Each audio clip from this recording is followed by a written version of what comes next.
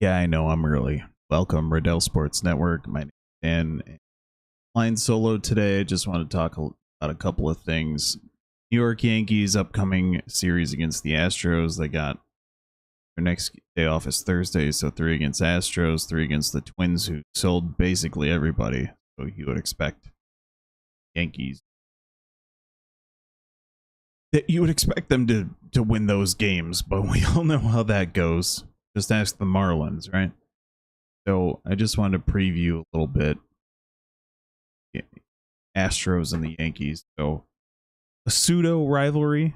Now we all know, why it's a rivalry, because the Astros cheated to win the 2017 ALCS.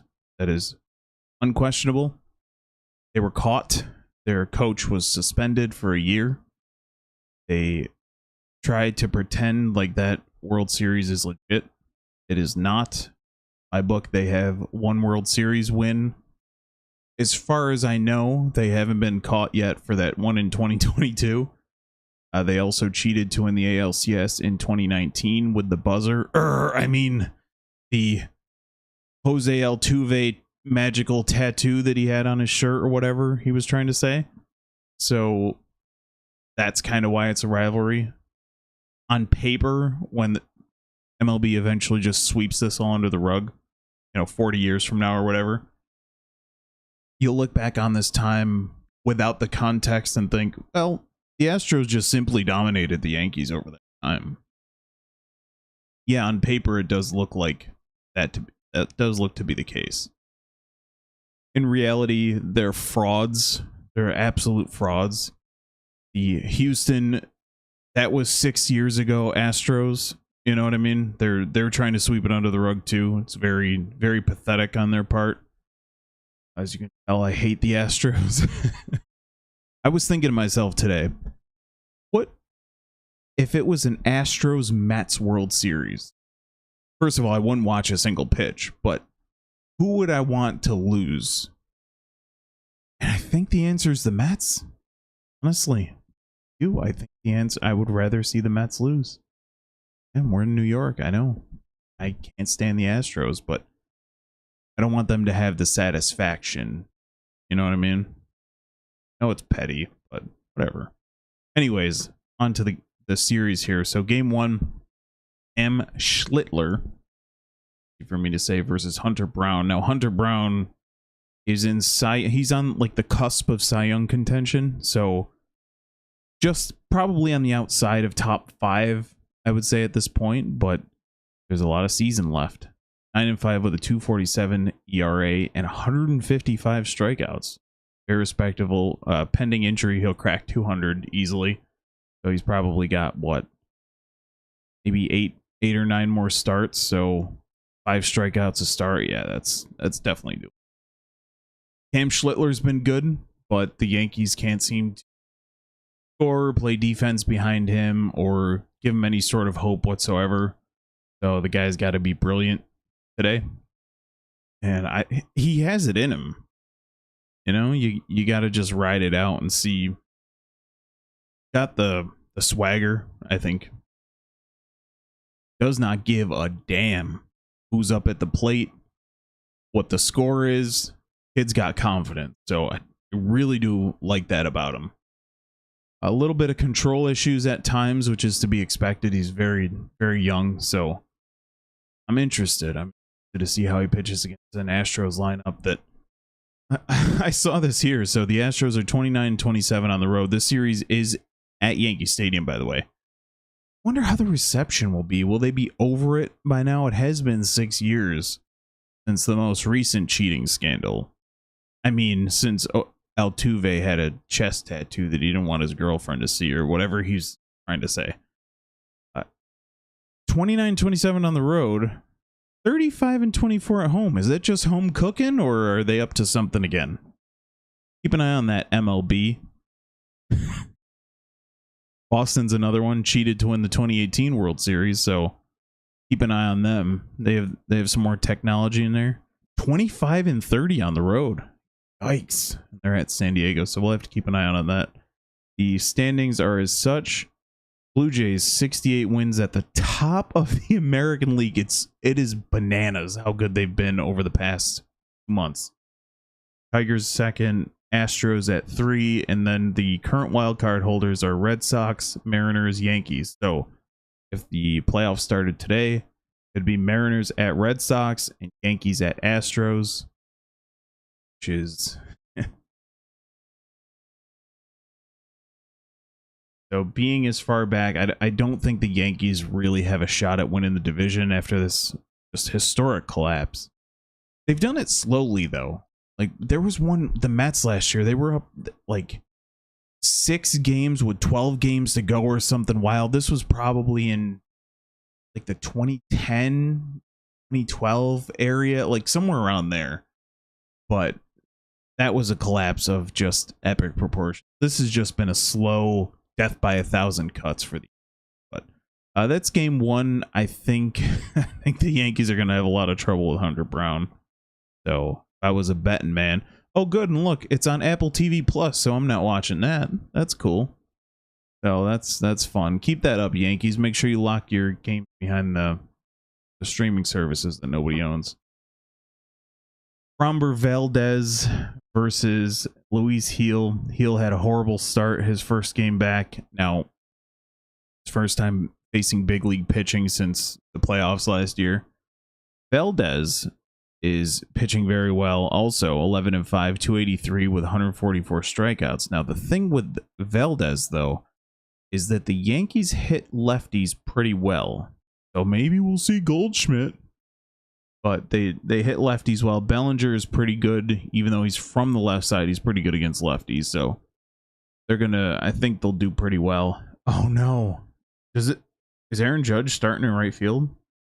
It shows him as a right fielder, but does that mean he's starting in right field? Please tell me he's not starting in right field already. Do we have lineups yet? This is just showing all of the players and their averages. Oh, scary. Luis Gil, if he has a bounce back game, obviously rookie of the year last year, because he can go toe to toe with anyone. And the Yankees do hit lefties pretty well, so. Oh, yay, it's on Yes. You get to watch it, Yankees fans. And then Fried against TBD. TBD is having a solid season. I'll tell you right now. He's someone to watch out for. Now, he's. Sorry, couldn't keep that up. But Fried, it's strange because his numbers look so good, right? But he's fallen off so hard over the last like 10 starts because he was unhittable in the beginning. So we'll see how that goes. But we still have mega confidence in Fried, and more likely than not, this will be the rubber match. But you can't think TBD is just going to roll over and take it. TBD does not mess around. Keep an eye out. I would say over under 7 strikeouts for TBD. I'm taking the over. He's underrated. All right. Before we get out of here, there's 2 other things I want to talk about. So, Eagles, Bengals, it's just preseason. But there's one thing I wanted to show here. Tanner McKee played 2 quarters.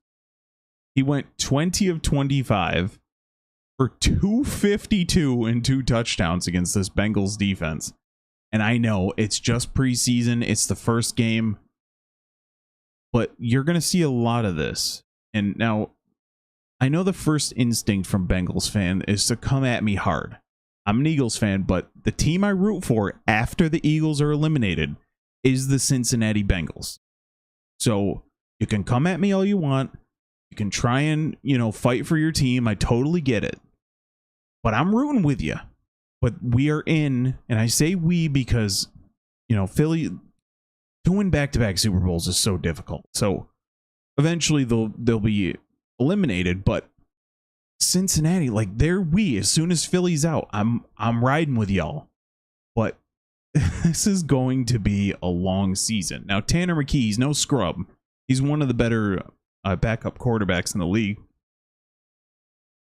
But this is not a good sign. if 20 of 25 for 252 and 2 touchdowns, that is a great 4 quarters for anybody. But this in 2 is crazy.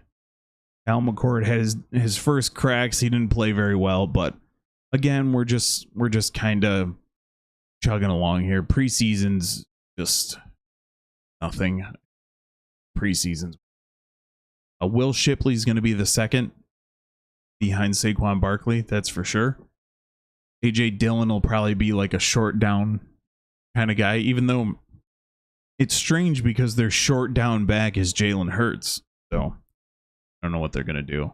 But Eagles fan, you can be moderately confident because Tanner McKee can sling it. He played well against, dang, I can't remember what team he came in for because Hurts was out. And then I almost called him Pitts. Pickett went down. Tanner McKee came in, was slinging. Guy's got he's got something. There's this funny quick YouTube short that was going around where on the Philadelphia Eagles YouTube channel, and they were asking players what they thought their Madden rating was, and Tanner McKee's like, oh, probably like 70 or whatever he said. His Madden ratings is 61. He's like, yo, Madden, watch me tonight. He balled out. So who's he throwing to? Cooper? When the blue hell is Darius Cooper? Darius Cooper, 6 for 82. Johnny Wilson, more. See, it's not like he's even thrown to the best receivers that Philly has to offer. So it's a good sign, right? Jamar Chase had a pretty nice punt return. I don't know why they're putting him in punt return in the damn preseason, but whatever. Joe Burrow, 9 of 10, $123 and 2 touchdowns. He's going to have to be this all season, and it still doesn't guarantee wins. I always take a look back at the guy who was arguing with me on Twitter, X, whatever, about how I said Joe Burrow's probably not going to win a Super Bowl because, or it was like who's going to be the last to win a Super Bowl out of this group, and it was Jackson, Allen, Burrow, and I don't know, Justin Herbert. And I said it's probably Burrow because of the defense. And the guy jumps in, he comes in hard. Oh, the defense. I had mentioned them re-signing Chase and Higgins. Oh, you don't know ball. Their defense was bad before they re-signed him. Like, yes, simpleton. Yes. These people just want to argue. They don't understand that I like the Bengals as well. They don't understand that I know what I'm talking about because it's just an avatar on Twitter. So who am I? But the fact of the matter is, you should have gone out and gotten defensive players rather than re-signing Chase and Higgins. You had to re-sign one, and for my money, it would have been Chase. But then that frees up whatever Higgins is making, 24 million, whatever. I forget exactly what the number was, but that frees you up to go get, guess what? Established defensive players. So I don't know. I feel bad for the Bengals. I feel bad for Burrow because he's already had a couple season-ending injuries. He had that close situation where they almost won the Super Bowl 56. I think it was 56. And he's the only guy that beats Mahomes in the playoffs other than the Eagles. So everyone else is over. I root for the Bengals, man. But yeah, just it sucks to see because that defense is in for a long year. But fantasy football wise, you want to grab Joe Burrow and Jamar Chase, they're going to have a lot of offensive opportunities. And this one, I had to bring this up because Diana Turasi had some plastic surgery, clearly. But she's crying about the fact, I guess this is some sort of Amazon Prime documentary or something. But I'm the best player in the world, and I have to go to a communist country to get paid like a capitalist? Excuse me? So they were playing in Europe in the off season, and they were saying that the effing janitor in the arena made more than me. Well, there's a reason for that. The janitor in the arena, who you blatantly like to disrespect because what? You can decently dribble a basketball, so you want to disrespect the janitor. But the janitor means more to that arena than you do. He cleans up the arena. You sell no tickets to the arena. So what's your contribution? An unwarranted ego? Yeah. Yeah. Okay. Got it. So yeah, just keep running your mouth. Keep getting more plastic surgery. It looks horrible. See, this is her back in the day. And this is her now. Oh, she looks like she's transforming into a lizard. So fucking janitor in the... Damn it, I said it. He contributes more than you could ever imagine. So we'll end it on that note. Thanks for watching. Let me know what you think down in the comments. How many games will the Bengals win this year? Will the Bengals have the top offense of all time? Because they'll be out on the field quite a bit more. Hope that O-line's getting a lot of conditioning, man. Now they're gonna need it. Having 80 plays a game. And then do the Yankees get swept? I don't think so. I think the Max Fried versus TBD is my favorite matchup. But I think Valdez, he's gonna get a little bit more of a... He's gonna give up more than he's used to, because the Yankees are quite good against lefties. All right, that'll do it for me. Thanks for watching. We'll catch you guys next week. I might pop in after the series to kind of check in if there's anything interesting.